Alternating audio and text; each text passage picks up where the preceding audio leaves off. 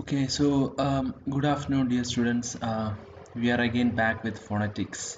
So, in the last class, we studied concepts like rhythm, sentence stress, word stress, and we have also studied what suprasegmentals are.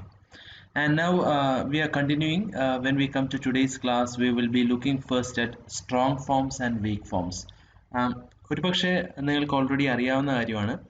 അതായത് നമ്മൾ function ക്ലാസ്സിൽ വരുന്ന words നമ്മൾ already പറഞ്ഞു. നമ്മൾ word stress എടുക്കുമ്പോഴത്തേക്കും sentence stress എടുക്കുമ്പോഴത്തേക്കും function ക്ലാസ്സിൽ വരുന്ന വാക്കുകൾ, ഫംഗ്ഷൻ ക്ലാസ് എന്ന് പറയുമ്പോഴത്തേക്കും ഗ്രമാറ്റിക്കൽ വാക്കുകളായിട്ട് വരുന്ന എന്താ ഓക്സിലറി വേർബ്സ് ആണെങ്കിലും ആർട്ടിക്കിൾസ് ആണെങ്കിലും ദെൻ പ്രിപ്പോസിഷൻസ് ആണെങ്കിലും ഇങ്ങനെയൊക്കെയുള്ള വാക്കുകൾ നമ്മൾ എന്ത് ചെയ്യത്തില്ല, നമ്മൾ സ്ട്രെസ് ചെയ്യത്തില്ല. അതേസമയം ഫോം ക്ലാസ്സിൽ വരുന്ന ഇൻഡിപെൻഡൻ്റ് ആയിട്ട് ലെക്സിക്കൽ മീനിങ് ഉള്ള വാക്കുകൾ നമ്മൾ എന്ത് ചെയ്യുകയും ചെയ്യും, നമ്മൾ സ്ട്രെസ് ചെയ്യുകയും ചെയ്യും.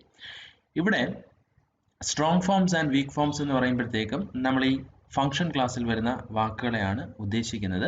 അവ ഇൻഡിപെൻഡൻ്റ് ആയിട്ട് നിൽക്കുന്ന സമയത്ത്, മീൻസ് നമ്മൾ ഐസൊലേറ്റഡ് ആയിട്ട് എടുക്കുന്ന സമയത്ത് അവയ്ക്ക് എന്തുണ്ടാകും, ഒരു പർട്ടിക്കുലർ ഫോം ഓഫ് പ്രൊനൗൺസിയേഷൻ ഉണ്ടാകും. ദെൻ ഒരു സെൻറ്റൻസിലേക്ക് വരുമ്പോഴത്തേക്കും അവ അൺസ്ട്രെസ്ഡ് ആയിട്ട് പോകുന്ന സമയത്ത് ഈ വാക്കുകൾ ഒന്ന് വീക്കൻഡ് ആകും. ഓക്കെ, സോ അവർക്ക് എന്തുണ്ടാകും, വീക്കായിട്ടുള്ള ഒരു പ്രൊനൗൺസിയേഷനും ഉണ്ടാകും. സോ ഒറ്റയ്ക്ക് നിൽക്കുന്ന സമയത്ത് ഇപ്പോൾ ഉദാഹരണത്തിന് നമ്മൾ AND ആൻഡ്, ഓക്കെ, AND എന്താണെന്ന് ചോദിച്ചു കഴിഞ്ഞാൽ നമ്മൾ പറയും ആൻഡ്. സോ ആൻഡ് എന്ന് പറയുമ്പോഴത്തേക്കും അതിന് ഒരു പ്രൊനൗൺസിയേഷൻ ഉണ്ട്. Okay, we say and. അതേസമയം നമ്മളിപ്പോൾ പറയുകയാണ് രാഹുൽ ആൻഡ് രവി, നമ്മൾ ഒരുമിച്ച് പറയുമ്പോഴത്തേക്കും we just say Rahul and Ravi. Okay, so rather than saying Rahul and Ravi, we say Rahul and Ravi. Okay, so അവിടെ ആ ആൻഡ് എന്നുള്ളത് നമ്മൾ എന്ത് ചെയ്യുന്നില്ല, അതേപടി നമ്മൾ പ്രൊനൗൺസ് ചെയ്യുന്നില്ല, പകരം അതിനെ ഒന്ന് ദുർബലപ്പെടുത്തിയാണ് നമ്മൾ എന്ത് ചെയ്യുന്നത്, നമ്മൾ പ്രൊനൗൺസ് ചെയ്യുന്നത്. സോ ഇങ്ങനെ ഒരു വാക്കിന് ഒന്നിലധികം പ്രൊനൗൺസിയേഷൻ വരുന്ന ആ ഒരു ഫിനോമിനനെ നമ്മൾ ഗ്രഡേഷൻ എന്നാണ് പറയുന്നത്. ഓക്കെ, സോ കോമൺ ആയിട്ട് ഇംഗ്ലീഷ് ലാംഗ്വേജിൽ ഉപയോഗിക്കുന്ന പല വാക്കുകൾക്കും, പ്രത്യേകിച്ചും കൺജങ്ഷൻസിനാണ്, അതുപോലെ തന്നെ എന്താണ് ആർട്ടിക്കിൾസിനൊക്കെ എന്തുണ്ടാകും, ഒരു സ്ട്രോങ് ഫോമും ഉണ്ടാകും, ഒരു വീക്ക് ഫോമും ഉണ്ടാകും. സോ ഇവിടെ എക്സാമ്പിൾസ് ഒക്കെ വരുമ്പോഴത്തേക്കും നിങ്ങൾക്ക് കോൺസെപ്റ്റ് ക്ലിയർ ആകും. Now okay, since function class words are not usually stressed, most of them tend to weaken in connected speech.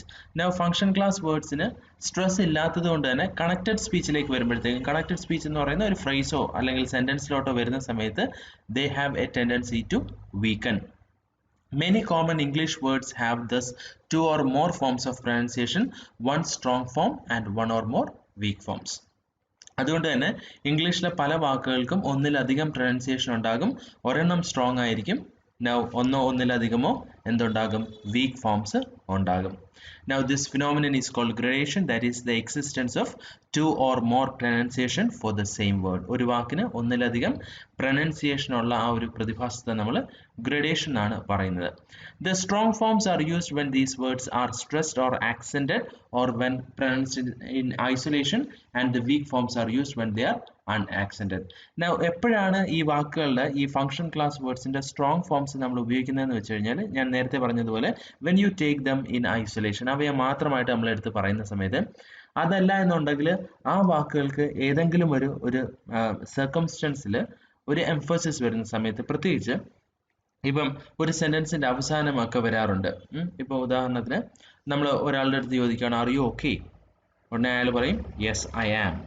Okay, now yes എന്ന് മാത്രം പറയുകയാണെങ്കിൽ എന്തില്ല, നമ്മൾ പ്രത്യേകിച്ച് അവിടെ ഒരു ഫംഗ്ഷൻ ക്ലാസ് വേർഡിന് പ്രോമിനൻസ് വരുന്ന ഒരു കേസ് വരുന്നില്ല. അതേസമയം when he says yes I am എന്ന് പറയുമ്പോഴത്തേക്കും അവിടെ ആ ആം എന്നുള്ളതിന് എന്ത് വരുന്നുണ്ട്, ഒരു എംഫസിസ് വരുന്നുണ്ട്. സോ ഇങ്ങനെ ഒരു സെന്റൻസിന്റെ ലാസ്റ്റ് പോർഷനിൽ വരുന്ന സമയത്ത് ഒരു ഫംഗ്ഷൻ ക്ലാസ് വേർഡ് ഒരു സെന്റൻസിന്റെ ലാസ്റ്റ് പാർട്ടിൽ വരുവാണെങ്കിൽ അതിനെന്ത് വരും, എംഫസിസ് വരും.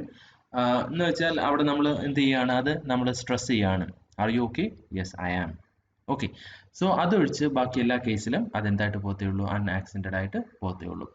സോ അതെവിടെ പറയുന്നത്, strong forms are used when these words are stressed or accented or when pronounced in isolation, and the weak forms are used when they are unaccented.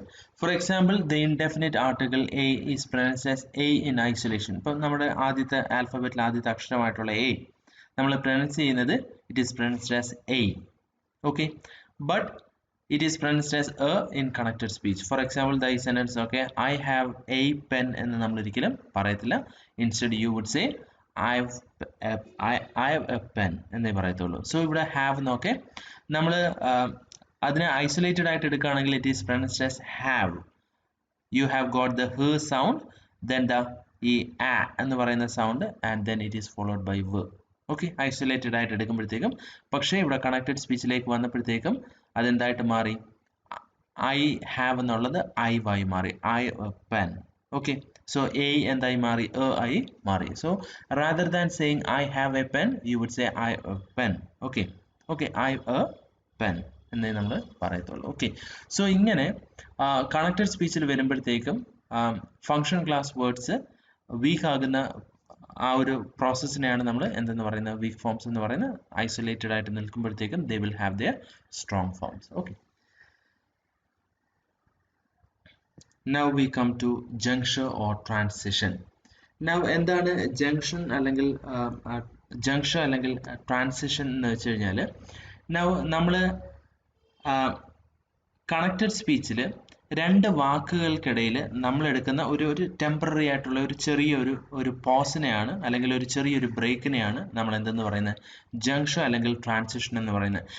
എന്തുകൊണ്ടാണ് നമ്മൾ ഇത് എടുക്കുന്നതെന്ന് വെച്ച് കഴിഞ്ഞാൽ, in order to clarify the meaning. Okay, ആ meaning clarify ചെയ്യാൻ വേണ്ടിയിട്ടാണ്. ഇപ്പോൾ ഉദാഹരണത്തിന് ഇവിടെ ഞാൻ രണ്ട് എക്സാമ്പിൾ തന്നിട്ടുണ്ട്, കണ്ടോ? One is pea Stokes and the other is piece talks. ഈ വാക്ക് ഇത് രണ്ടും നമ്മൾ ഒരുമിച്ച് ഈ വാക്ക് നമ്മൾ ഒരുമിച്ച് ചേർത്ത് അങ്ങ് പറയുകയാണെങ്കിൽ, when you say peace talks ആയി മാറും. ഓക്കെ, സോ എന്തായി മാറും? ഇതായി മാറും, പീസ് ടോക്സ്. സോ ഇവിടെ നമ്മൾ എന്ത് ചെയ്യും?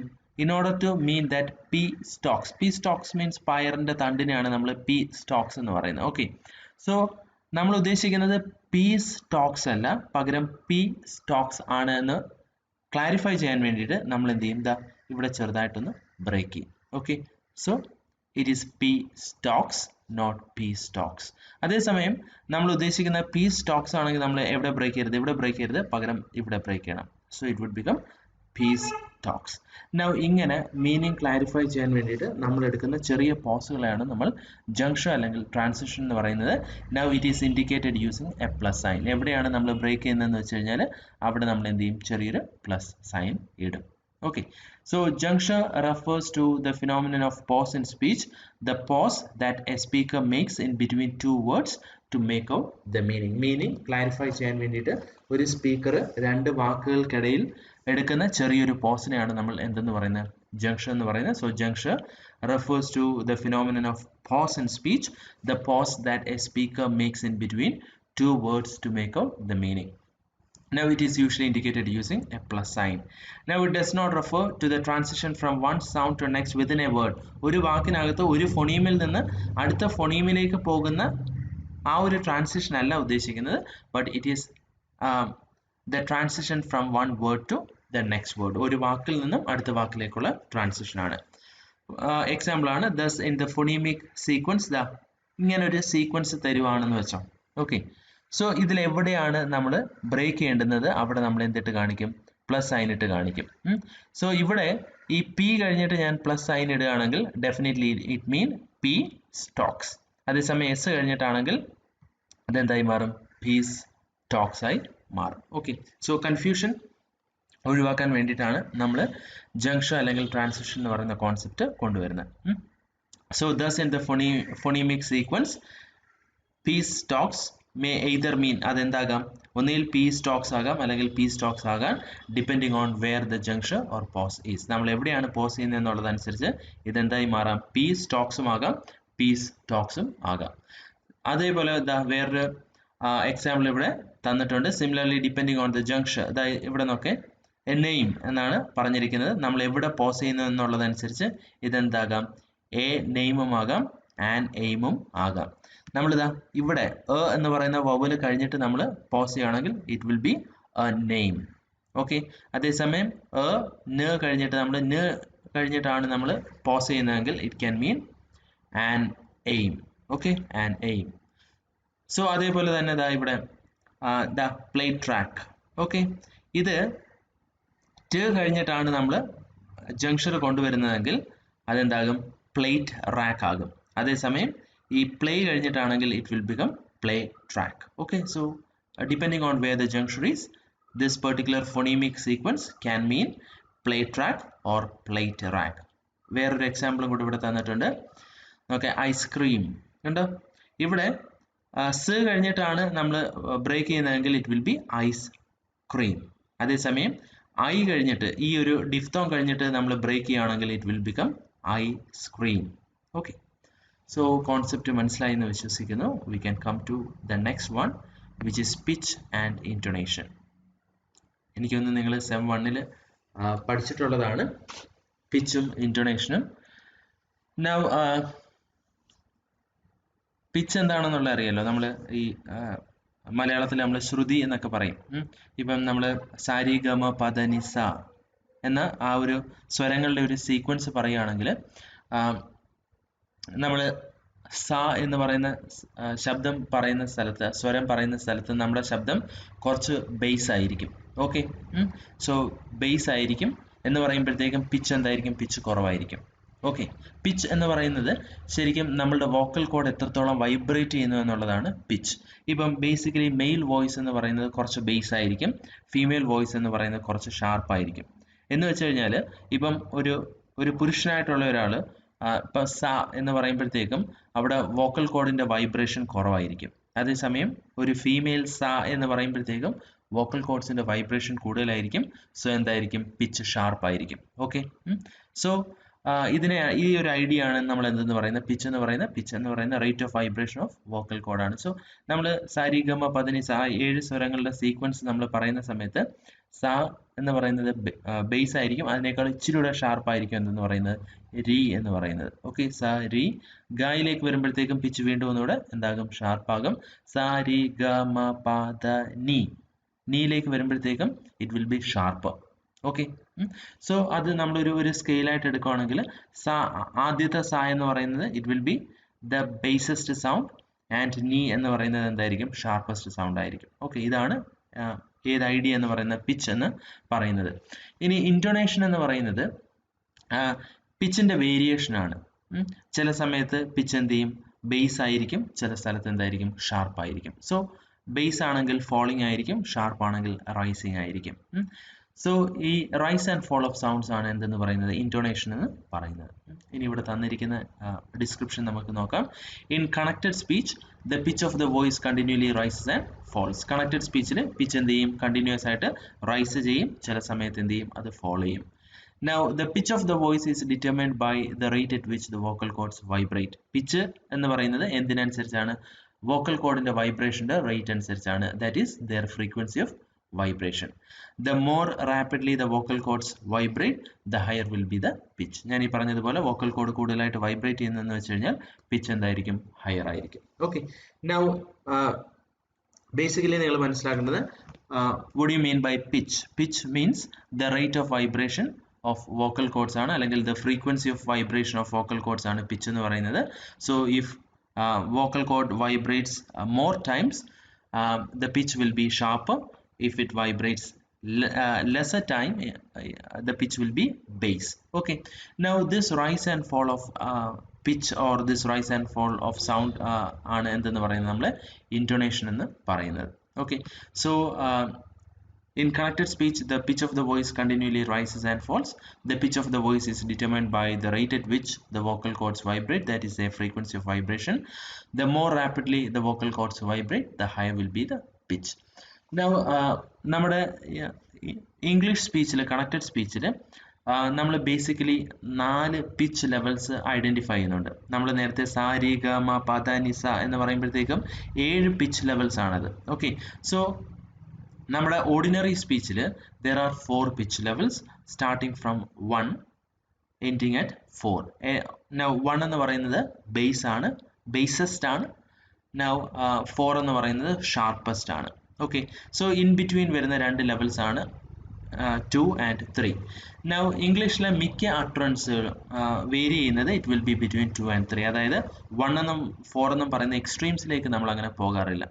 നമ്മൾ നേരത്തെ പറഞ്ഞതുപോലെ നമ്മൾ സ്ക്രീം ചെയ്യുമ്പോഴൊക്കെ നമ്മൾ എന്ത് ചെയ്യും, ആ ഹയസ്റ്റ് ഇതിലോട്ട് പോകാറുണ്ട്. നമ്മൾ വളരെ ബേസ് ആയിട്ട് സംസാരിക്കുന്ന സമയത്ത് മാത്രം ഇവിടെ വരാറുണ്ട്, ആ പിച്ച് ലെവൽ 1ലേക്ക് നമ്മൾ വരാറുണ്ട്. ബാക്കി സമയത്തെല്ലാം എന്തായിരിക്കും? It will B between 2 and 3. So 4 pitch levels ranging from lowest marked 1 to the highest marked 4 are generally used. Most utterances in normal speech begin at pitch level 2 and generally rises to level 3 before the end of utterance. So സംഭവിക്കുന്നത് എന്താണെന്ന് വെച്ച് കഴിഞ്ഞാൽ നമ്മൾ സംസാരിക്കുന്ന സമയത്ത് pitch എന്ത് ചെയ്യും? 2ൽ നിന്ന് 3ലേക്ക് ചിലപ്പോൾ റൈസ് ചെയ്യും, എന്നിട്ട് എന്ത് ചെയ്യും? തിരിച്ച് 2ലേക്ക് ഫോൾ ചെയ്യും. Okay. Now the term intonation refers to the rise and fall of pitch in speech. So ഈ പിച്ചിന്റെ റൈസ് ആൻഡ് ഫോളിനെയാണ് നമ്മൾ എന്തെന്ന് പറയുന്നത്? ഇൻറ്റോണേഷൻ എന്ന് പറയുന്നത്.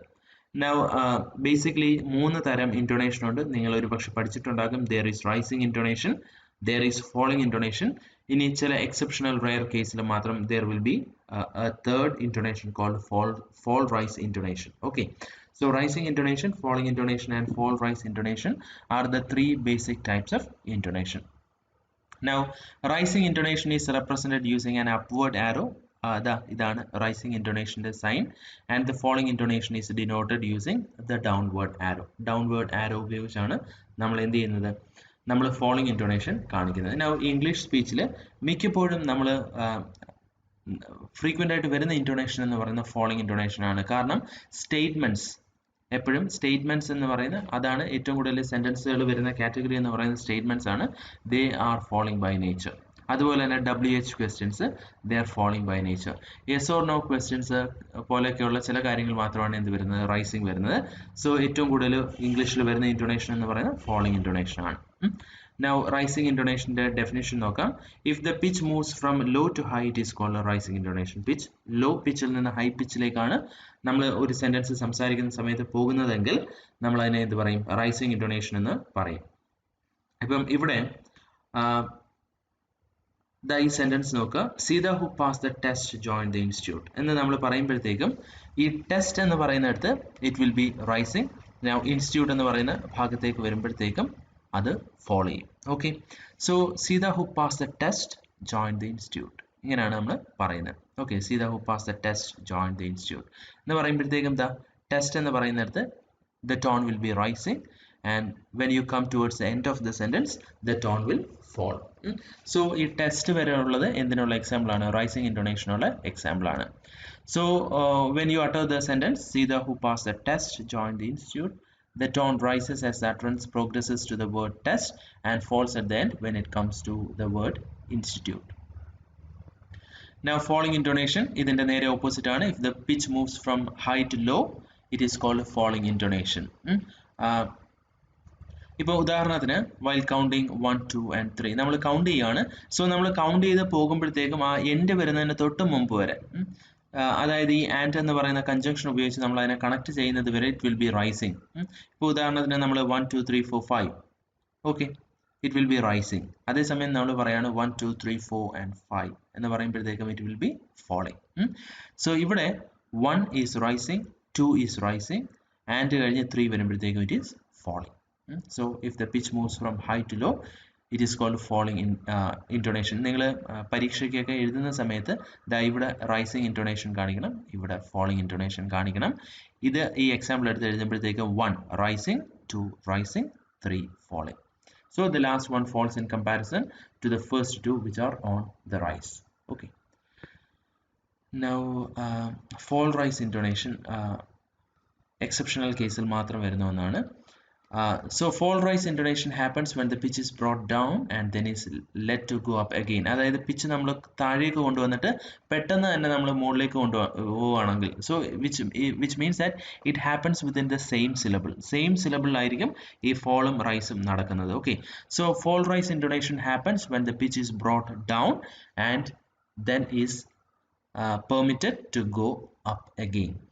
Now ഇപ്പോൾ ഉദാഹരണത്തിന് നമ്മൾ എപ്പോഴെങ്കിലും ചെറിയ സംശയത്തോടു കൂടിയൊക്കെ എന്തെങ്കിലും പറയുവാണെങ്കിലാണ് ഈ ഫോൾ റൈസ് ഇൻറ്റോണേഷൻ വരുന്നത്. ഇതാ ഇവിടെ ഞാൻ എക്സാമ്പിൾ ആയിട്ട് തന്നിട്ടുണ്ട്. For example when the word yes is uttered as in case of doubt, ഒരു ചെറിയ സംശയമൊക്കെ ഉള്ള സമയത്തൊക്കെയാണ് ഇത് വരുന്നത്. ഇപ്പോൾ ഉദാഹരണത്തിന് ഇപ്പം നമ്മൾ ഒരാളോട് ചോദിക്കുകയാണ് ആർ യു ഓക്കെ, യെസ് എന്ന് പറയുകയാണെങ്കിൽ അത് ബിഗിൻ ചെയ്യുന്ന സമയത്ത് it is falling and then it is rising. Okay. So ഒരു ഡൗട്ടോട് കൂടിയൊക്കെ നമ്മൾ ഒരു വാക്ക് സംസാരിക്കുന്ന സമയത്ത് ഇപ്പോൾ ഉദാഹരണത്തിന് എസ് പറയുന്ന പോലെ നോ നോ എന്ന് പറഞ്ഞാൽ ഇറ്റ് ഈസ് സ്ലൈറ്റ്ലി റൈസിങ്.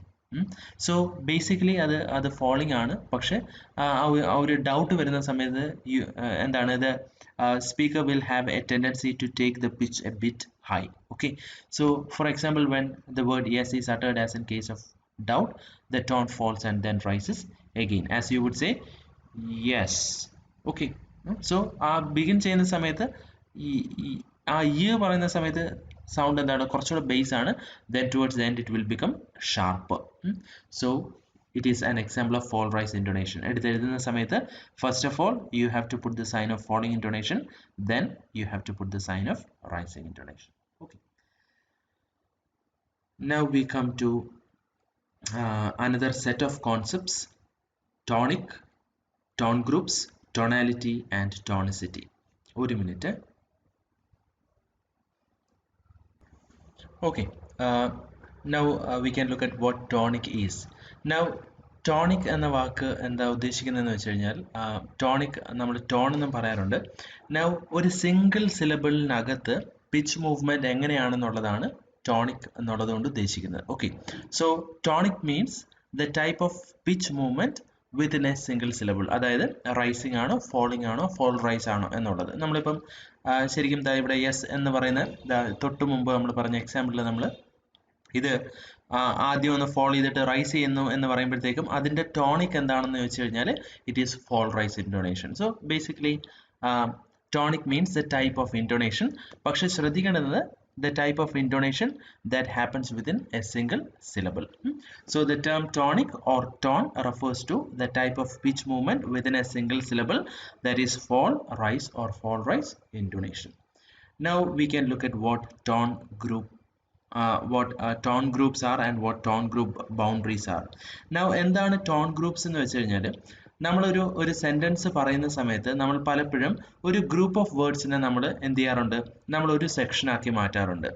പലപ്പോഴും while uttering a sentence we have a tendency to organize certain words to certain groups.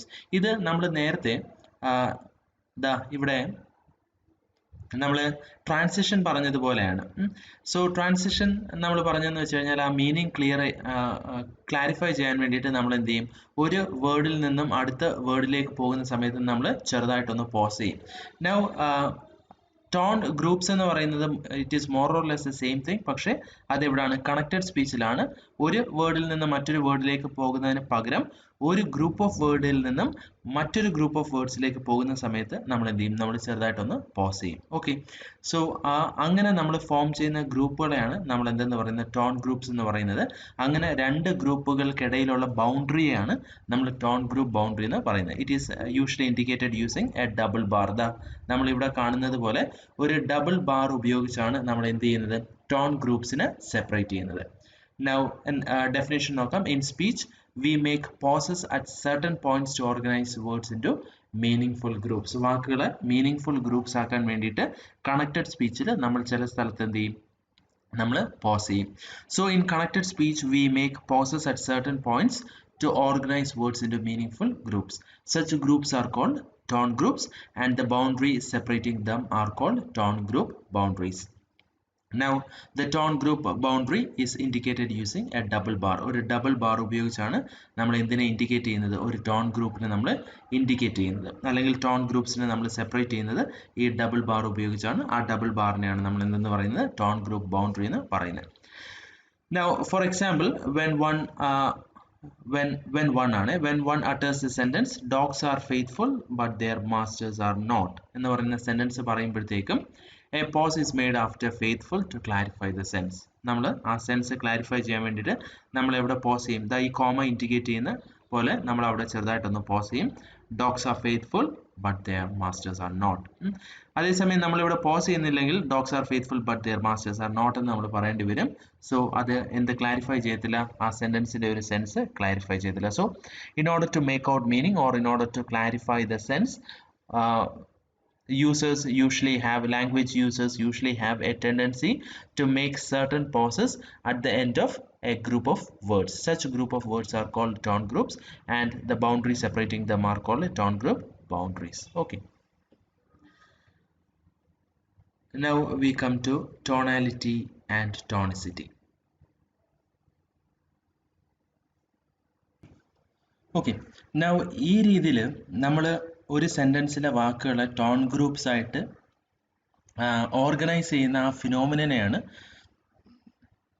നമ്മൾ ടോണാലിറ്റി എന്ന് പറയുന്നത്. Okay, so tonality is the system or phenomenon that divides utterances into smaller units. So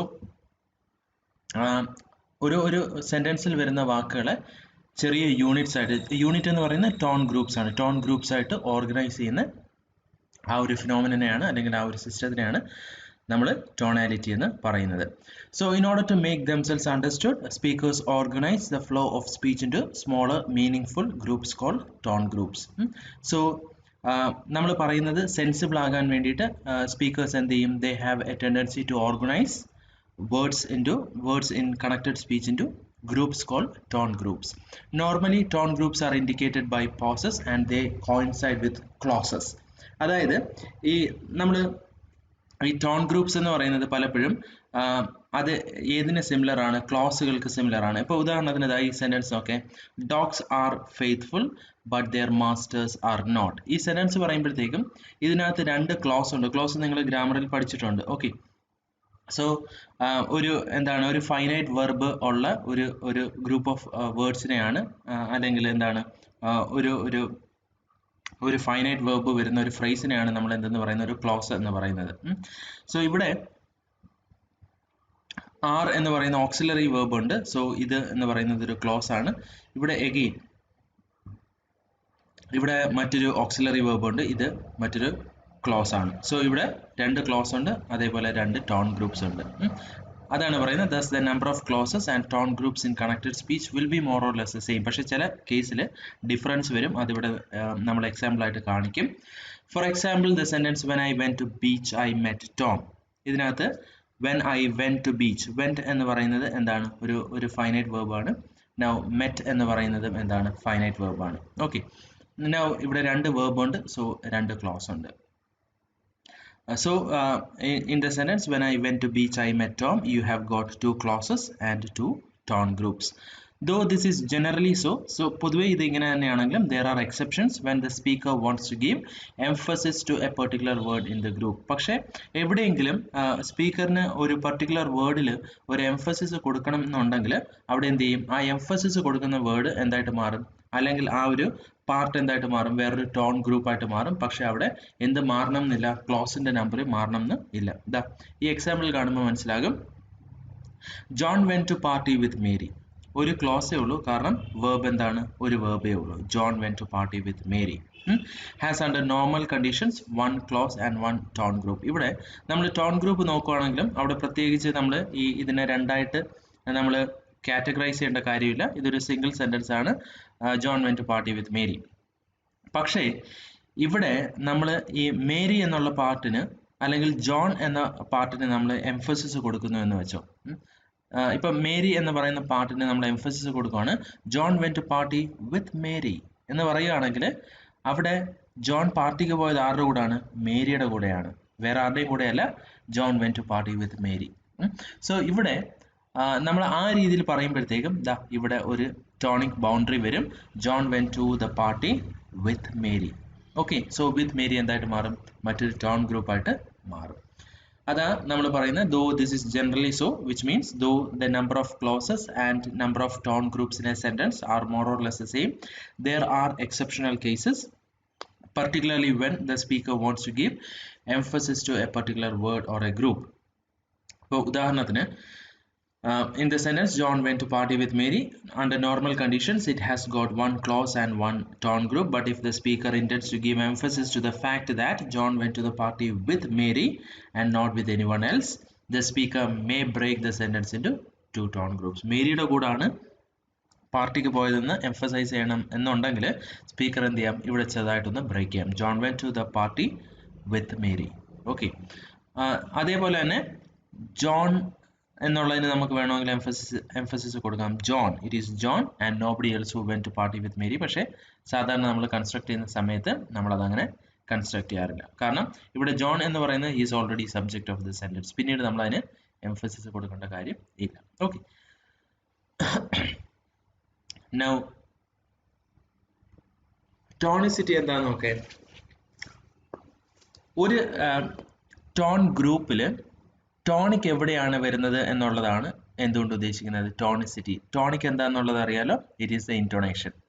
fall rise or fall rise ഇൻറ്റോണേഷനെയാണ് നമ്മൾ tonic എന്ന് പറയുന്നത്. So ഒരു tone group എടുക്കുമ്പോഴത്തേക്കും നമ്മൾ ഈ ടോൺ ഗ്രൂപ്പ് എടുക്കുന്നു അല്ലെങ്കിൽ ഈ ടോൺ ഗ്രൂപ്പ് എടുക്കുന്നു.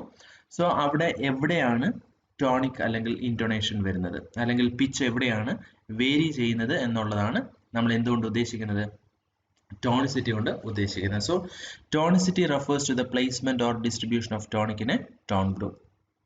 ഒരു ടോൺ ഗ്രൂപ്പിൽ എവിടെയാണ് എന്താണ് ആ ചേഞ്ച് ഓഫ് പിച്ച് സംഭവിക്കുന്നത് എന്നുള്ളതാണ് ടോണിസിറ്റി കൊണ്ട് നമ്മൾ ഉദ്ദേശിക്കുന്നത്. So after dividing the utterance into tone groups, the speaker has to decide which syllable is to carry the tonic or tone. നമ്മൾ ഇങ്ങനെ ടോൺ ഗ്രൂപ്പ് ആയിട്ട് ഡിവൈഡ് ചെയ്തതിനു ശേഷം സ്പീക്കർ എന്ത് ചെയ്യും, ഏതെങ്കിലും ഒരു പാർട്ടിൽ എന്ത് ചെയ്യും, ആ പിച്ച് വേരി ചെയ്യും. So after dividing the sentence or utterance into tone groups, the speaker has to decide which syllable is to carry the tonic or tone. ഇനി ഇതിന് ഒരു ജനറൽ റൂൾ ഉണ്ട്. ഇപ്പം നമ്മളിതാ ഇങ്ങനെ ടോൺ ഗ്രൂപ്പ് ആയിട്ട് തിരിച്ചു കഴിഞ്ഞാൽ അത്രയും ആ ഒരു ടോൺ ഗ്രൂപ്പിലെ ലാസ്റ്റ് സ്ട്രെസ്ഡ് സിലബിളിലായിരിക്കും പിച്ചിൻ്റെ വേരിയേഷൻ സംഭവിക്കുന്നത്. ഓക്കെ, സോ ഇപ്പം ഇവിടെ നോക്കുവാണെങ്കിൽ പാർട്ടി എന്നുള്ളതാണ് എന്ത് ഇവിടുത്തെ ലാസ്റ്റ് സ്ട്രെസ്ഡ് സിലബിളിൽ പാർട്ടിയിലെ ഫസ്റ്റ് സിലബിൾ ആയിട്ടുള്ള പാർ എന്ന് പറയുന്നിടത്താണ് സ്ട്രെസ് വരുന്നത്. അതേപോലെ ഈ രണ്ടാമത്തെ ടോണിക് ഗ്രൂപ്പ് വരുവാണെങ്കിൽ ഇവിടെ സ്ട്രെസ് വരുന്നത് മേരി എന്നുള്ളതിൻ്റെ ഫസ്റ്റ് സിലബിളാണ്. ഓക്കെ, മേരി 2 സിലബിളാണ്, സ്ട്രെസ് വരുന്നത് ഫസ്റ്റ് സിലബിളാണ്. റൂൾ അറിയാലോ, ഡൈസിലബിക് വേർഡ് നൗൺ ആണെങ്കിൽ ഫസ്റ്റ് സിലബിൾ ആയിരിക്കും സ്ട്രെസ്, ഡൈസിലബിക് വേർഡ് വേർബ് ആണെന്നുണ്ടെങ്കിൽ സെക്കൻഡ് സിലബിളായിരിക്കും സ്ട്രെസ്. സോ ഇവിടെ പാർട്ടി നൗൺ ആണ്, മേരി നൗൺ ആണ്.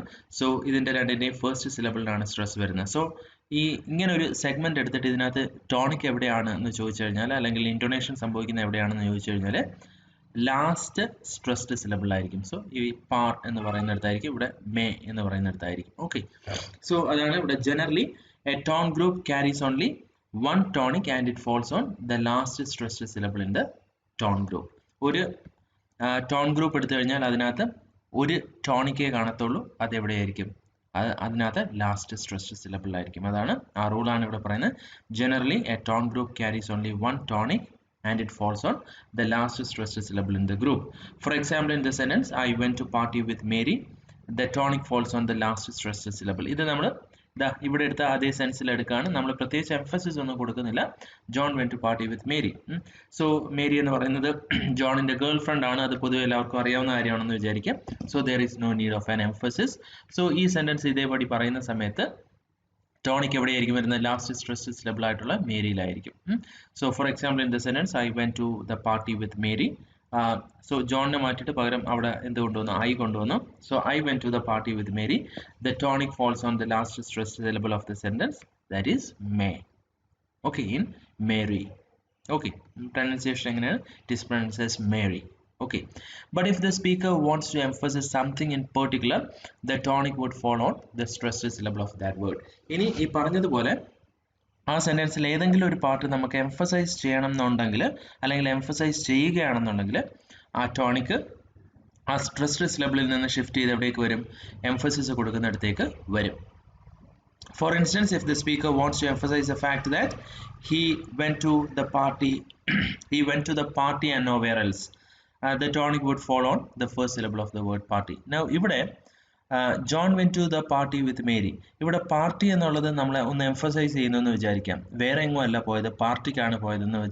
അങ്ങനെ ഒരു എംഫസിസ് കൊണ്ടുവരികയാണെങ്കിൽ ഈ മേരിയിൽ വരേണ്ടുന്ന ടോണിക് എവിടേക്ക് വരും, പാർട്ടിയിലേക്ക് വരും.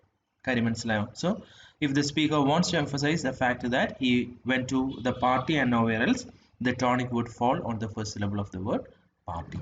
Okay, so thus the sentence will be uttered the following way. So ആ രീതിയിൽ സെന്റൻസ് ഇതാ ഈ രീതിയിലായിരിക്കും നമ്മൾ അട്ടർ ചെയ്യുന്നത്.